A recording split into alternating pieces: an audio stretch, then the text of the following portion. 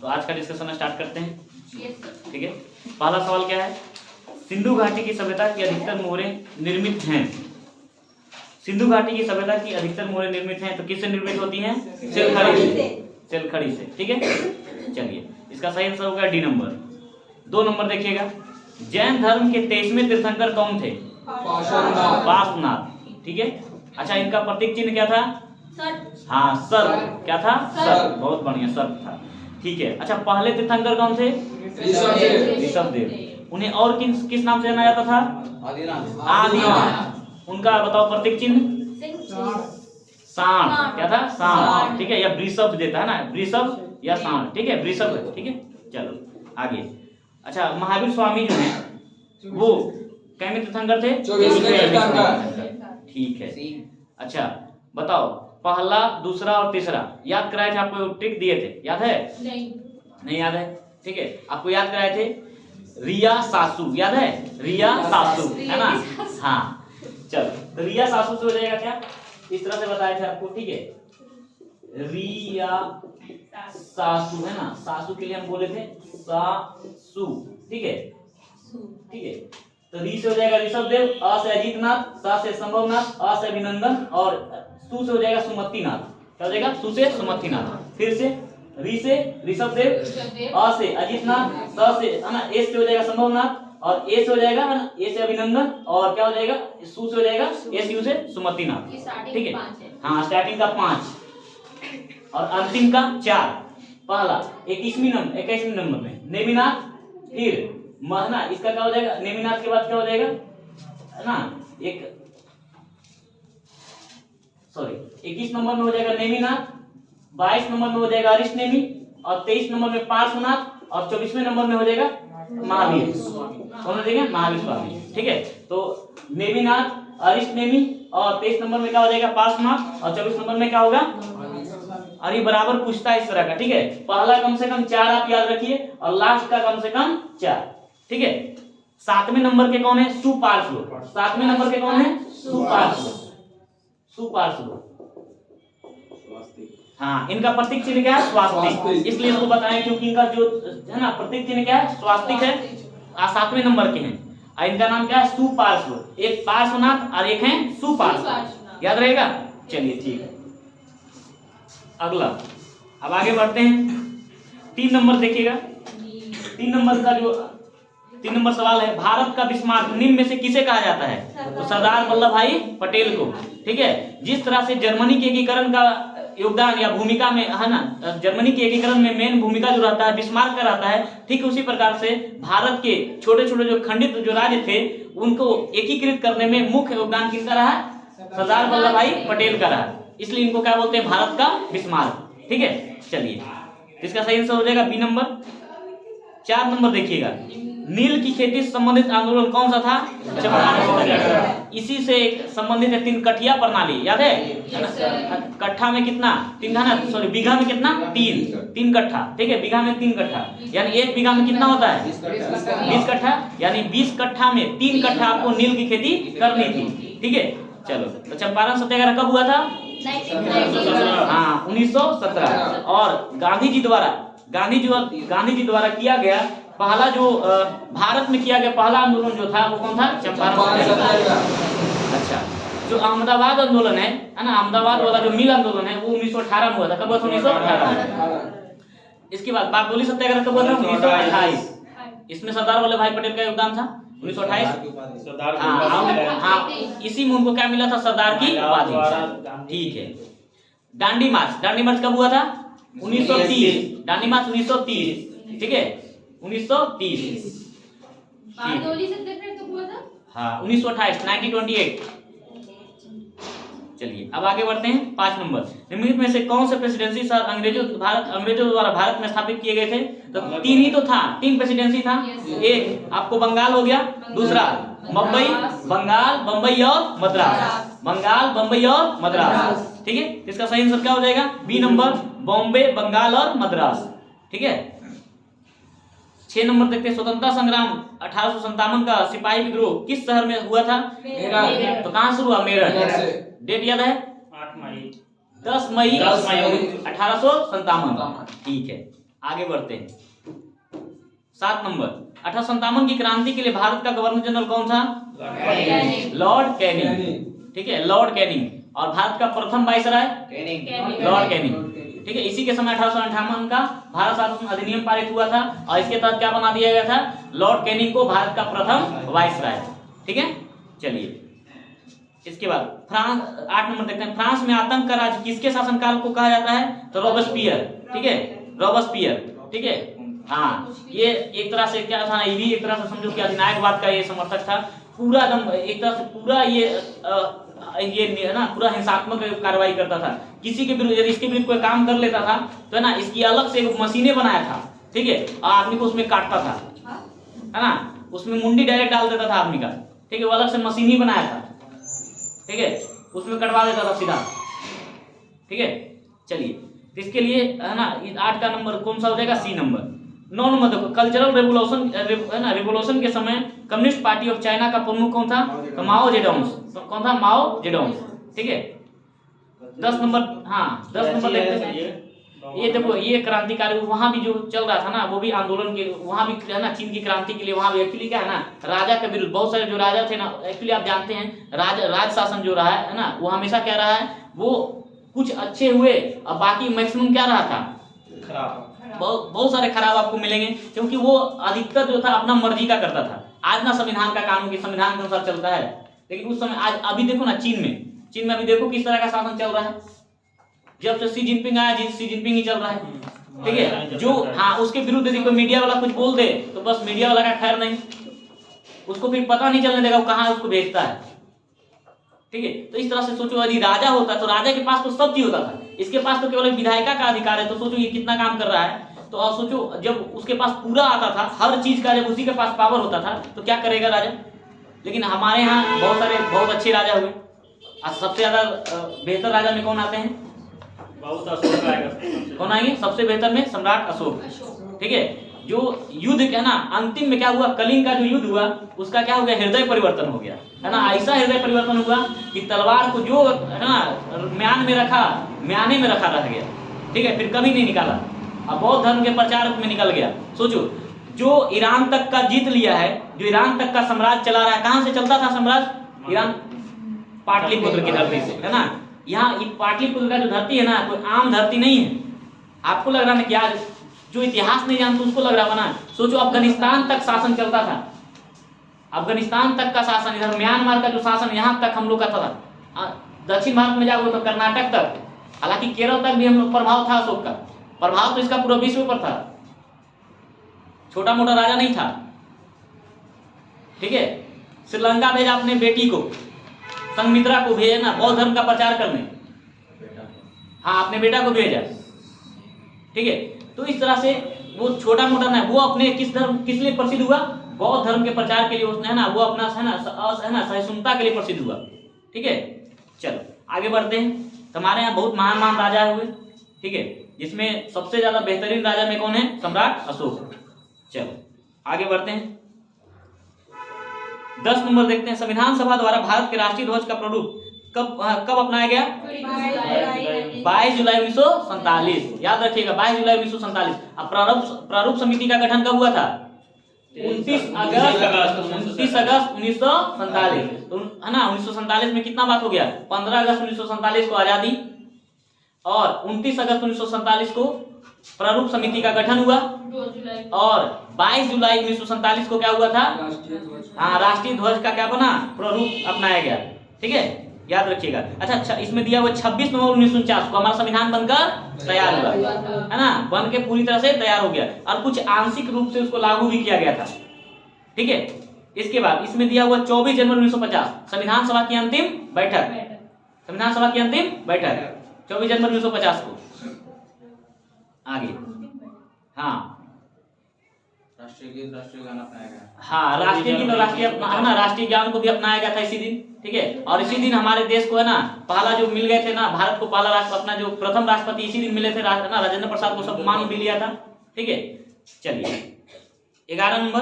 धर्मनिरपेक्ष और समाजवादी शब्दों को भारतीय संविधान में किस संविधान संशोधन के तहत प्रस्तावना लाया गया था?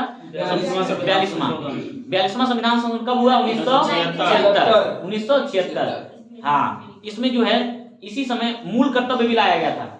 हाँ, 42वां संविधान संशोधन के तहत है ना, क्या जोड़ा गया? मूल कर्तव्य। ठीक है, तो मूल कर्तव्य जो जोड़ा गया था 42वां संविधान संशोधन के तहत, कौन से भाग में? भाग 4 का अनुच्छेद कौन सा है? 51 का।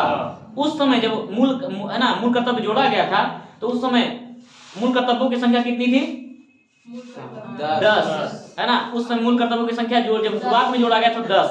और ऐसे पूछेगा मूल संविधान में मूल कर्तव्यों की संख्या कितनी थी? एक भी नहीं। मूल कर्तव्य है ना की संख्या मूल संविधान में नहीं थी। ठीक है, मूल कर्तव्य का कॉन्सेप्ट हम लोग कहां से लिए? मूल कर्तव्य रूस से। कहां से लिए? रूस से। और मूल अधिकार का कॉन्सेप्ट कहां से लिए? अमेरिका से। कहां से लिए? अमेरिका से। चलो ठीक है, तो ये हो गया 42वां संविधान संशोधन। ठीक है, चलो अच्छा, संपत्ति का अधिकार को मूल अधिकार से कब हटा दिया गया? 44वां संविधान संशोधन 1978। देखो है उसमें 44वां संविधान संशोधन 1978। ठीक है, जो मेन है, जो जहां से सवाल बनता है उसको हम जरूर करेंगे। ठीक है, 44वां के बगल में लिखे 1978 1978। ठीक है, और संपत्ति का अधिकार को क्या बना दिया गया? विधिक अधिकार। ठीक है, चलो लीगल राइट। आगे बढ़ते हैं। देखो 12 नंबर, स्वतंत्रता, समता और बंधुता का आदर्श किस देश के संविधान से लिया गया है? फ्रांस। देखो लगातार क्वेश्चन रिपीट करता है, सेट बनाने का ही फायदा होता है। आपका सवाल बहुत बार रिपीट करेगा, एक ही चीज जो आज आप डील किए हैं वही चीज अगला आपका क्या हो जाएगा? सवाल बनकर आएगा। अमेरिका से क्या लिया गया? मूल अधिकार। राष्ट्रपति का राष्ट्रपति का निर्वाचन निर्वाचित राष्ट्रपति, उपराष्ट्रपति का पद, न्यायपालिका का स्वतंत्रता, राष्ट्रपति है ना, न्यायपालिका पर है ना, ये न्यायाधीशों पर क्या? महाभियोग। ठीक है, तो इस तरह का ये सब लिया गया अमेरिका से। जापान से क्या लिया गया? विधि द्वारा प्रदत्त प्रक्रिया, है ना, विधि द्वारा प्रदत्त प्रक्रिया। ठीक है, इसके बाद ब्रिटेन से तो आपको पता है विधि का शासन। मैक्सिमम चीज तो हम लोग ब्रिटेन से ही उठाए। जापान से? हाँ, जापान से विधि द्वारा प्रदत्त प्रक्रिया। हाँ, विधि है ना, यानी जो भी प्रक्रिया हम अपनाएंगे वो विधि के अनुसार ही होगा। जितना भी काम होगा वो विधि के अनुसार होगा। ठीक है, ब्रिटेन से तो आपको पता है क्या क्या लिया गया? एकल नागरिकता, संसदात्मक कानून। हाँ, संसदात्मक कानून, यानी संसद द्वारा ही चलेगा हमारा कानून।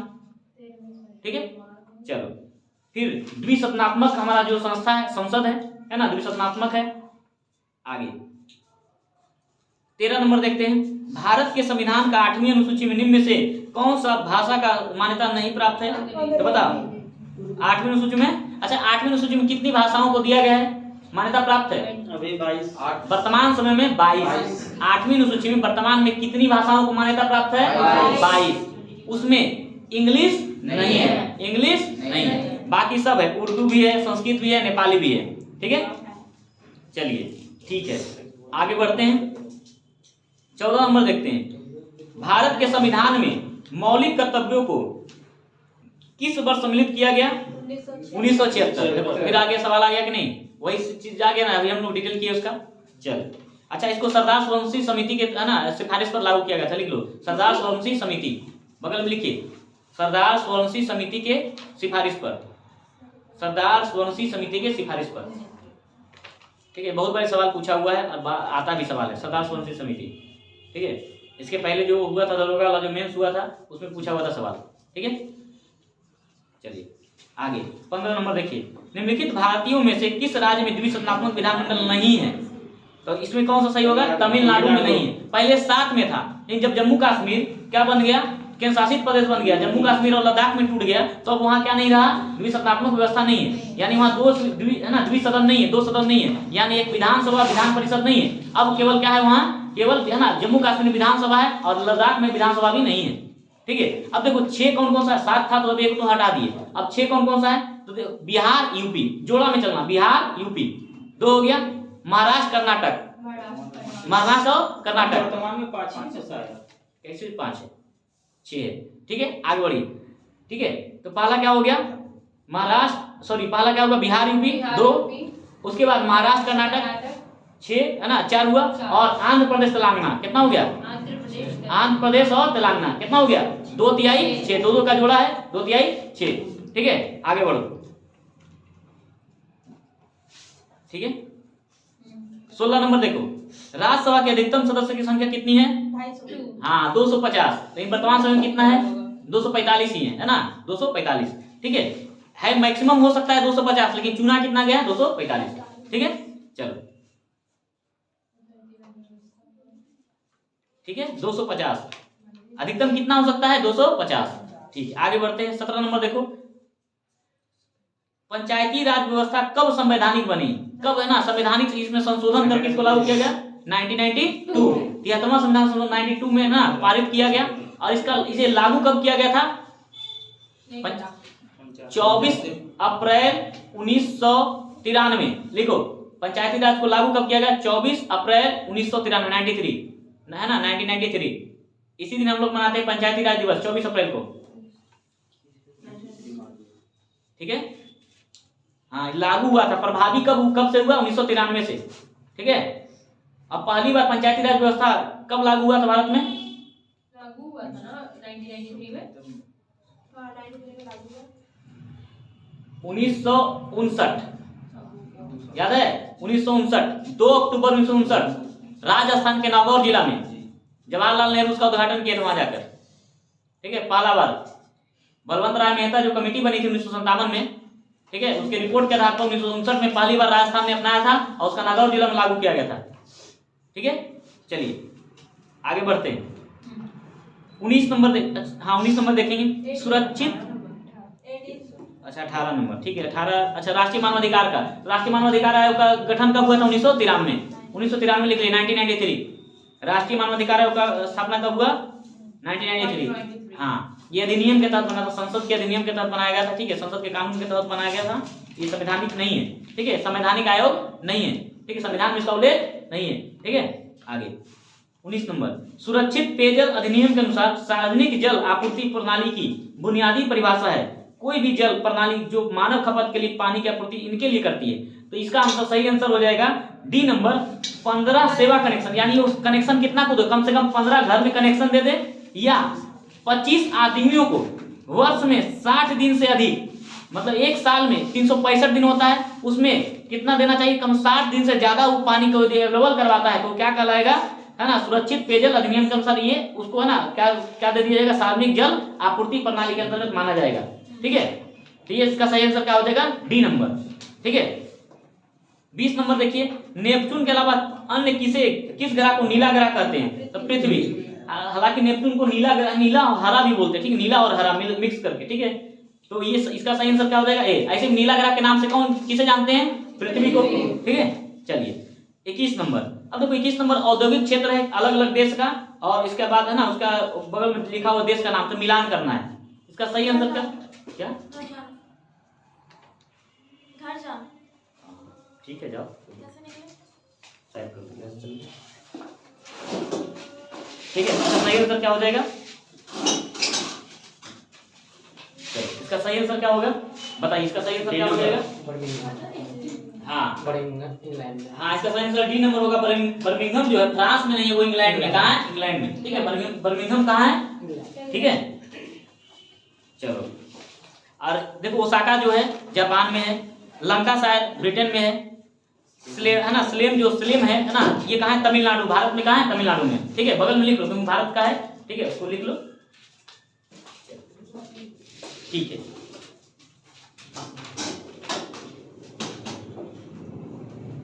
अब 22 नंबर देखो, वह गुण जिसके कारण कोई पदार्थ वायुमंडल की नमी सोख लेता है। कितना बनाएगा सवाल? नहीं बहुत बार रिपीट कर गया।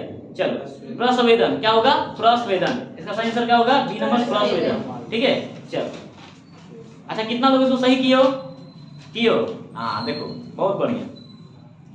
23 नंबर देखो, मुंबई हाई किससे संबंधित है?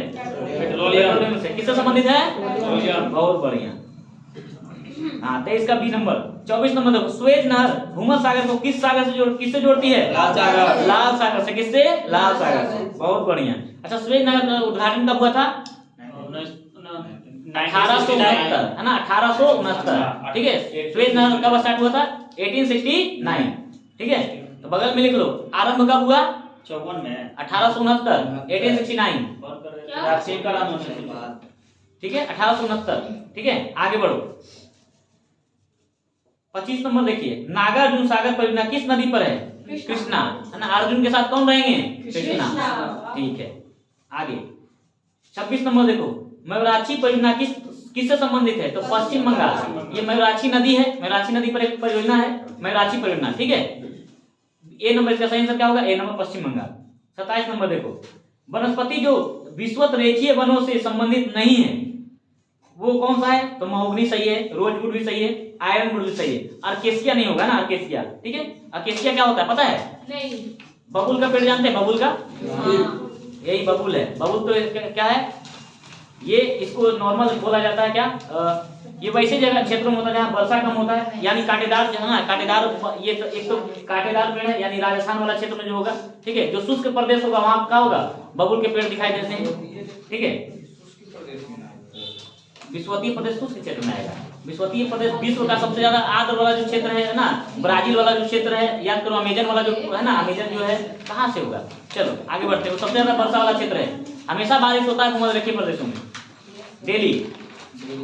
चलो 28 नंबर देखिए, ऐसे बागान जहाँ बिक्री के लिए नगद फसल उगाई जाती है उसे कहते हैं रोपण खेती। क्या बोलते हैं? रोपण खेती, ठीक है। इसे बागवानी भी बोलते हैं, रोपण खेती भी, ठीक है। चलो निर्वाह खेती किसे बोलते हैं? जो अपनी जीविका है ना, अपनी आजीविका चलाने के लिए जो खेती करता है वो क्या कहलाता है? निर्वाह खेती, ठीक है। और झूम खेती वो कैसे करके फिर आगे चला गया। हाँ, वो एक जगह नहीं खेती करेगा, वो अपना स्थान परिवर्तन करके करके क्या करता है? खेती करता है। स्थानांतरित कृषि भी इसे कहते हैं। झूम खेती को क्या बोलते हैं? स्थानांतरित कृषि, ठीक है। इसका अलग अलग जगह अलग अलग नाम भी होता है, ठीक है। चलो, तो ये मुख्यतः आदिवासियों में प्रचलित होता है झूम खेती, ठीक है। इसको क्या बोलते हैं? इसे बर्न एंड कटिंग भी बोलते हैं, बर्न एंड कट, यानी है ना, जलाओ और है ना, काटो और जलाओ, ठीक है। चलो इसका सही आंसर क्या होगा? डी नंबर, 28 का डी, ठीक है।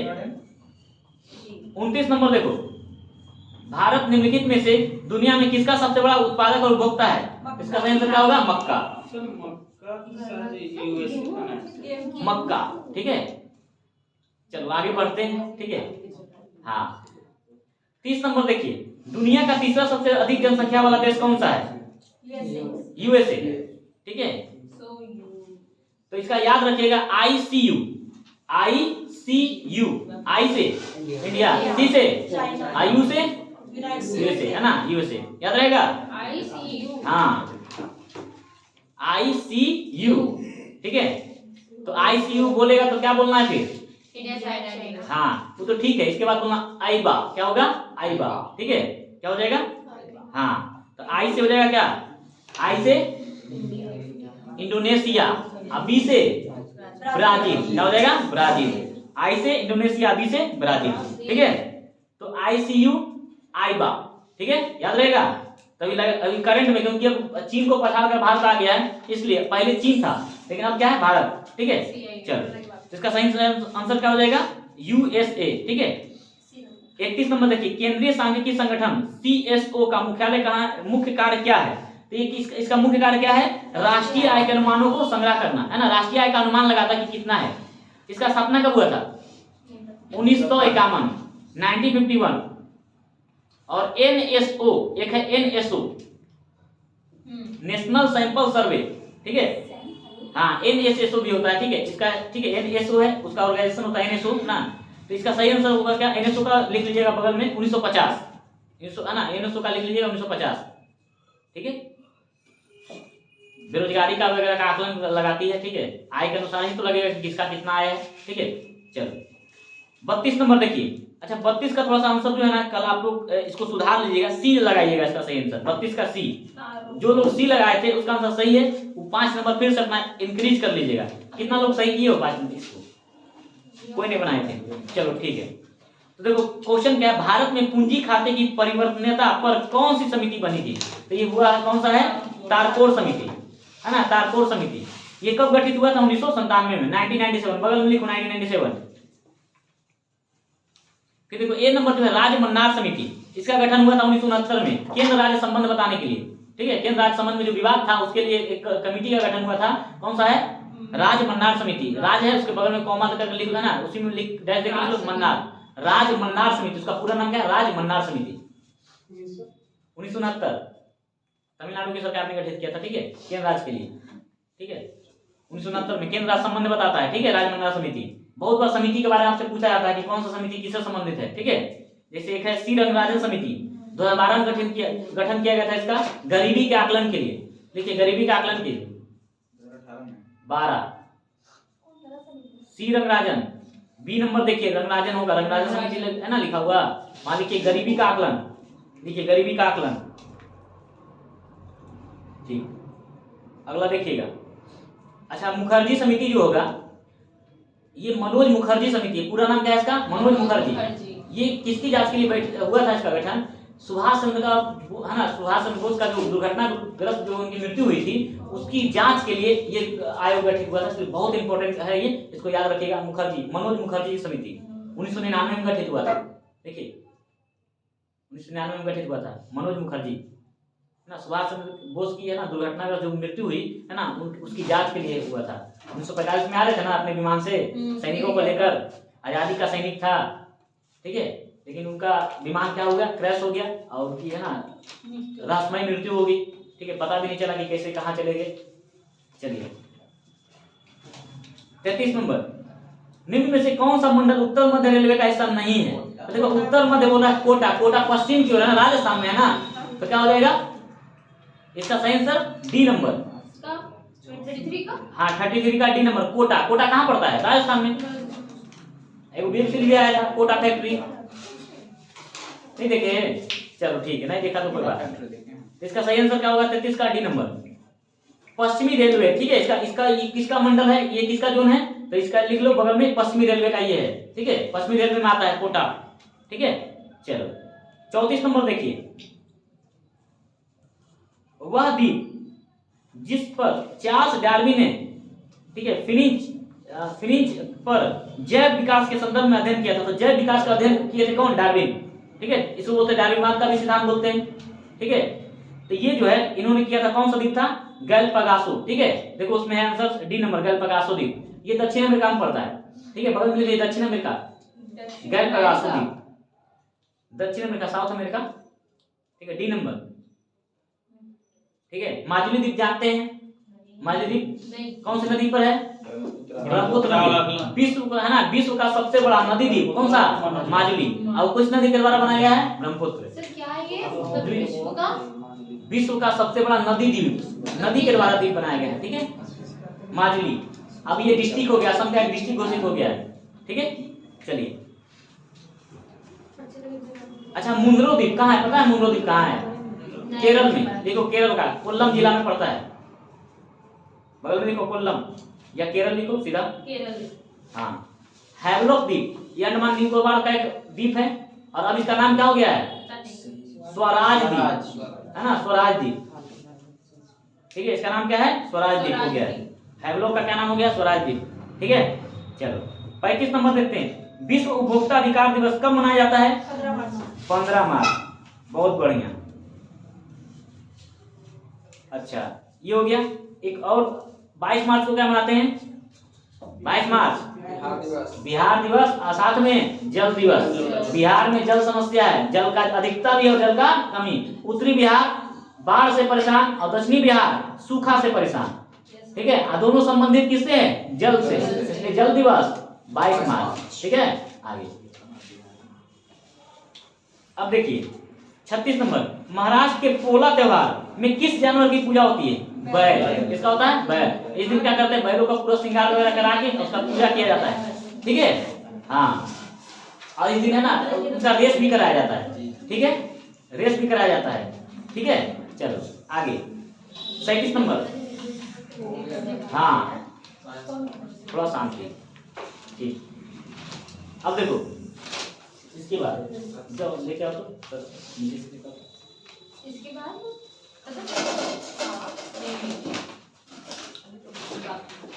कितना नंबर का है, इसके बाद 67 लाओ तब तक देखना, हमारा से देख लेते हैं। 67 देखो, बिहार की आर्थिक समृद्धि के विकास पर आधारित है, ठीक है। बिहार की आर्थिक समृद्धि के विकास पर आधारित है कृषि, है ना, किस पर है, कृषि पर है, ठीक है। किस पर है, कृषि पर है।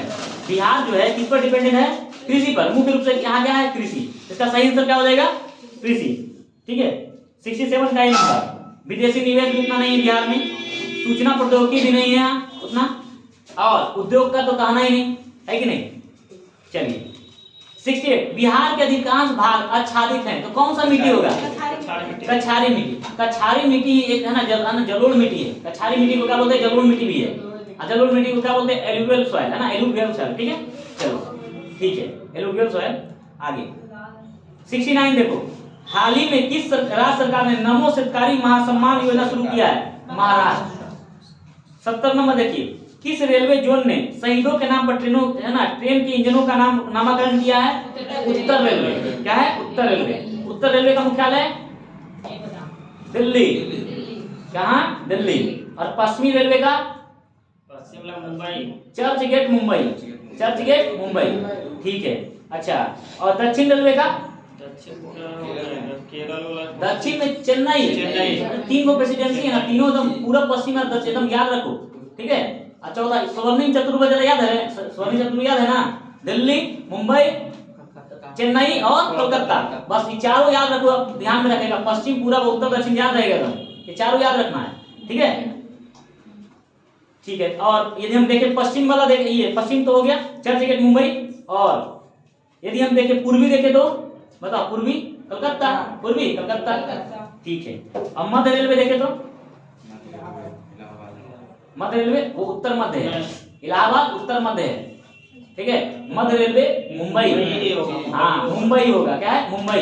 और ये छत्रपति शिवाजी टर्मिनल, ठीक है, जिसको पहले विक्टोरिया टर्मिनल के नाम से जानते थे, ठीक है। अब उसको क्या किस नाम जानते हैं? छत्रपति शिवाजी टर्मिनल। और ये भी मुंबई में है, ठीक है। यानी 2 होगा मुंबई में, 2, एक पश्चिम और एक मध्य। पश्चिम भी है और मध्य भी है, लेकिन बोलेगा पश्चिमी है ना, उत्तर मध्य बोलेगा तो क्या हो जाएगा? उत्तर मध्य इलाहाबाद, ठीक है। चलो, और अपना बिहार वाला पूर्व मध्य, पूर्व मध्य रेलवे हाजीपुर, पूर्व मध्य। देखते हुए लिखा रहता है ईसी, है ना, लिखा रहता है ईस्ट सेंट्रल, है ना। चलो ईसीआर, हाँ ईसीआर आया तो ईस्ट सेंट्रल हुआ ना। चलो आगे,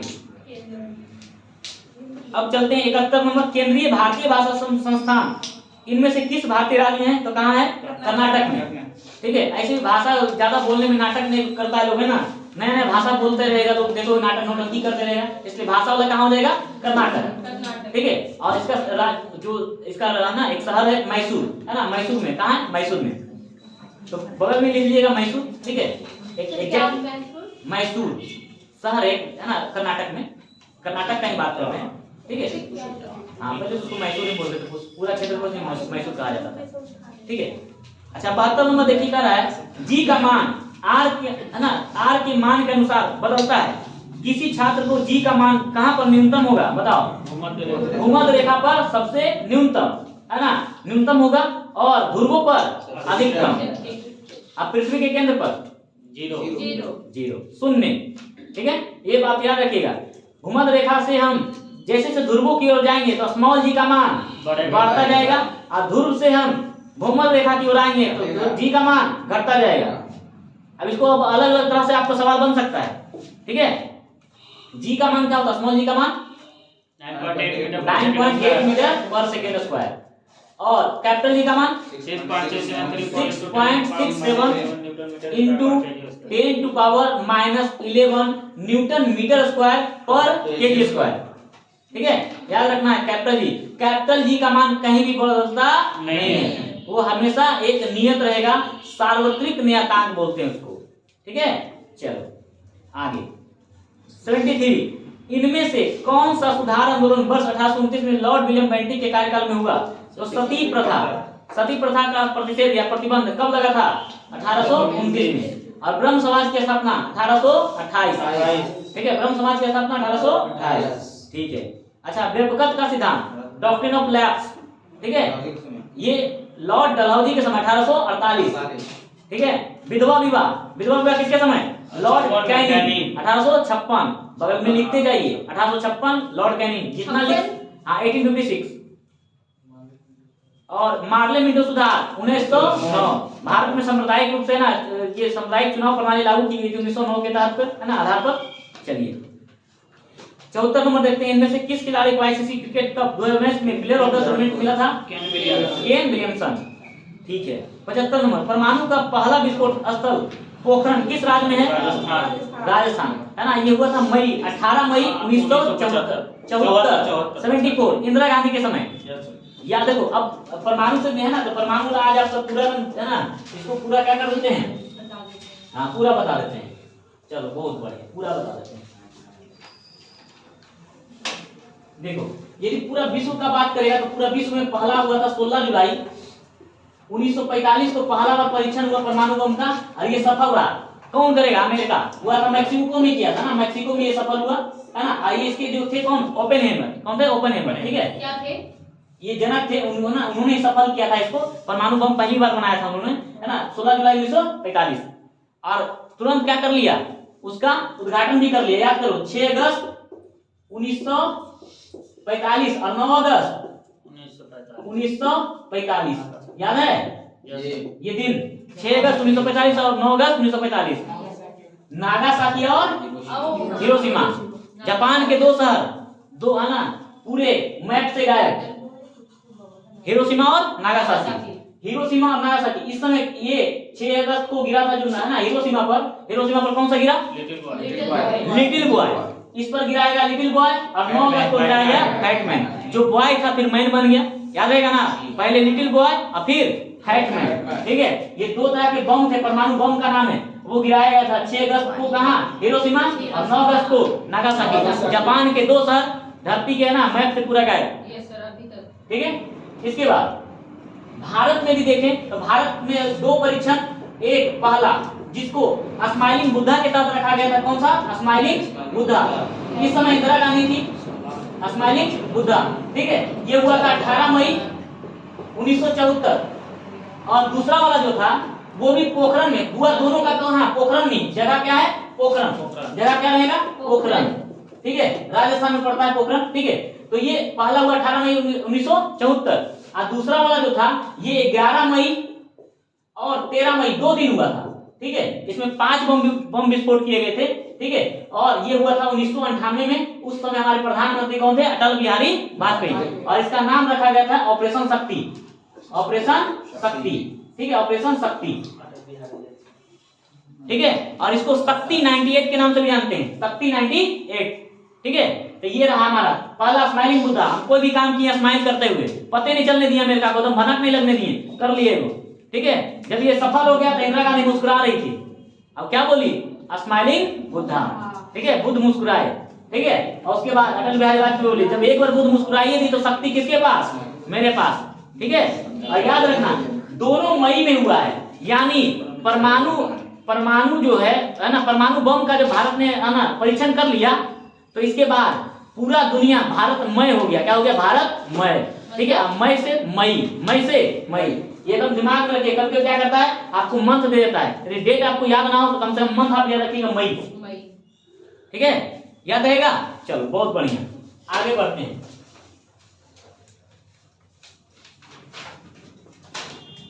किसका सही आंसर क्या हो जाएगा? C number. कितना नंबर सवाल था? 75। ठीक है, 75 नंबर सवाल है। इसके बाद आगे बढ़ते हैं। 76 भारतीय लोगों के लिए अपेक्षाकृत अधिक स्वतंत्रता की मांग करने हेतु स्वराज पार्टी की स्थापना की गई थी। बताओ। 1923 में किसने किया था? मोतीलाल नेहरू और चित्तरंजन दास। चलो बहुत बढ़िया, 1923 में और गया हुआ था। ठीक है, आगे। हाँ 77 पानीपत की तीसरी लड़ाई कब हुई? 1761। किसके बीच? मराठा अहमद साहब। हाँ, अहमद साहब दाली और मराठों के बीच। ठीक है, और है ना मराठों की ओर से कौन नेतृत्व कर रहा था? माधव राय, है ना। चलो आगे। अच्छा, ये पानीपत का प्रथम युद्ध 1526, दूसरा 1556। पहला 1526, दूसरा 1556, तीसरा 1761। ठीक है, याद रहेगा। चलिए, अच्छा 1764 को कौन सा युद्ध हुआ? बक्सर का। और 1757 को प्लासी। और इसके बाद 1759 को बेदारा का युद्ध, 1759। ठीक है, क्लियर, याद रहेगा। हाँ ठीक है। अच्छा, एक और युद्ध है 1760 को। कौन सा युद्ध हुआ था? वानजीवास का। है ना, वाणिवास का युग, एकदम याद रखना है सब चीज, ठीक है। चलो आगे बढ़ते हैं। 78 देखिएगा, 1987 में किस संविधान संशोधन अधिनियम के तहत गोवा को विधानसभा युक्त पूर्ण राज्य बनाया गया और दमन और दीव को केंद्र शासित प्रदेश के रूप में है ना गठित किया गया? ये हो जाएगा 56वां संविधान संशोधन 1987, याद रखिएगा 56। 56वां संविधान संशोधन में है ना गोवा को पूर्ण राज्य का दर्जा दिया गया था, ठीक है, क्लियर। चलो इसका सही आंसर होगा ए नंबर, है ना। 79 देखिएगा, 2020 में वैश्विक भूखमरी सूचकांक, ये थोड़ा पुराना है डाटा, आप नया वाला देख लीजिएगा डाटा, ठीक है। इसमें आई थिंक हमको लगता है 111 हो गया भारत का, ठीक है, ठीक है। हाँ अभी भारत का क्या 111 है, ठीक है। हाँ 88 नंबर, 88 देखिएगा, अंतर्राष्ट्रीय साक्षरता दिवस कब मनाया जाता है? 8 सितंबर को। कब मनाया जाता है? 8 सितंबर को, ठीक है। और देखो इसके साथ इसमें 14 सितंबर को क्या मनाते हैं? हिंदी दिवस। 14 सितंबर हिंदी दिवस, राष्ट्रीय हिंदी दिवस। और विश्व हिंदी दिवस 10 जनवरी को है ना विश्व हिंदी दिवस, ठीक है, याद रहेगा। और 21 फरवरी को हम मनाते हैं मातृभाषा दिवस, ठीक है, 21 फरवरी को, ठीक है। तो भाषा से रिलेटेड सब ठीक है। अब आगे, अब इसमें कुछ और है, इसको देख लेते हैं।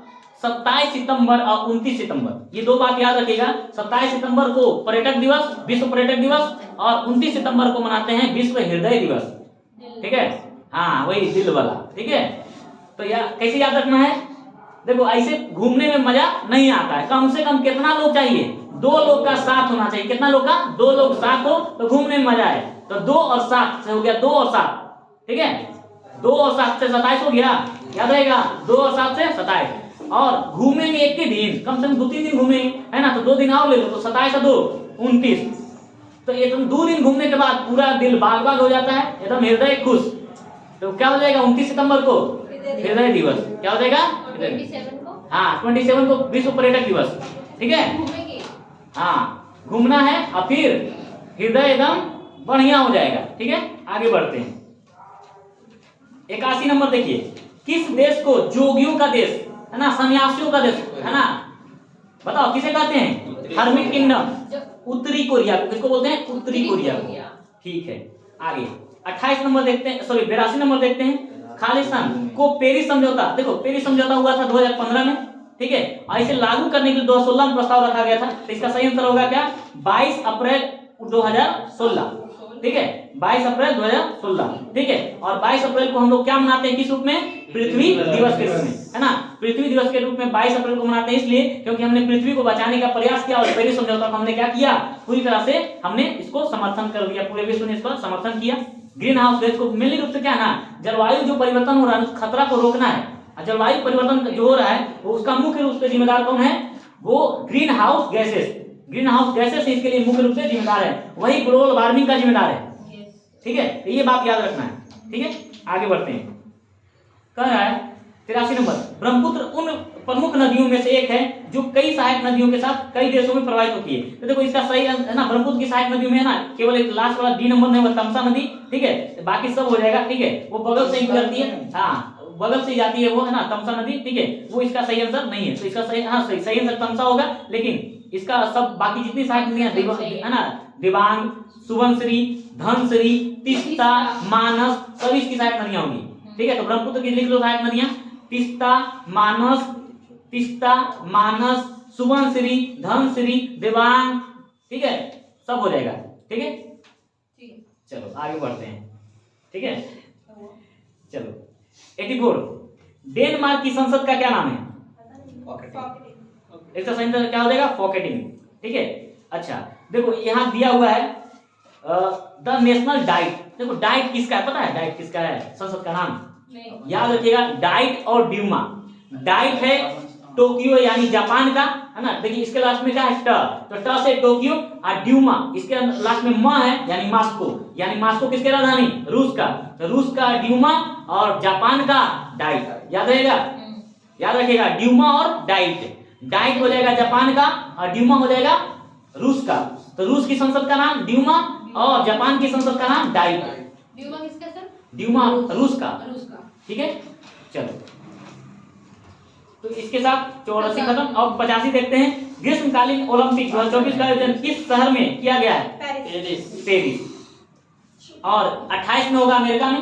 कहाँ होगा? अमेरिका में। अब देखो 2-3 सवाल थोड़ा हम चाह रहे हैं कि आप लोग कमेंट में बताइए, ठीक है। हम देखेंगे कि कमेंट में आप लोग बता पाते हैं कि नहीं, जो देख रहे हैं व्यूअर्स है ना, उनको भी जरा देखिए। 2 सवाल है मेरा। पहला तमसा नदी के बारे में बताना है, ठीक है। दूसरा पार्लियामेंट, ठीक है, पार्लियामेंट किसके संसद को बोलते हैं। और एक जो है अस्टोटी गेट है ना, इस किसके संसद को कहते हैं। तो कमेंट बॉक्स में जरा लिख दीजिए कि है ना, इसके बारे में आप क्या जानते हैं जरा, ठीक है। तो आज के लिए इतना ही। और यदि आपको ये वीडियो बहुत अच्छा लगता है तो आप इसको ज्यादा से ज्यादा शेयर कीजिए और आप चैनल को सब्सक्राइब कर लीजिए। पहली बार यदि विजिट कर रहे हैं तो सब्सक्राइब कर लीजिए। Okay, thank you.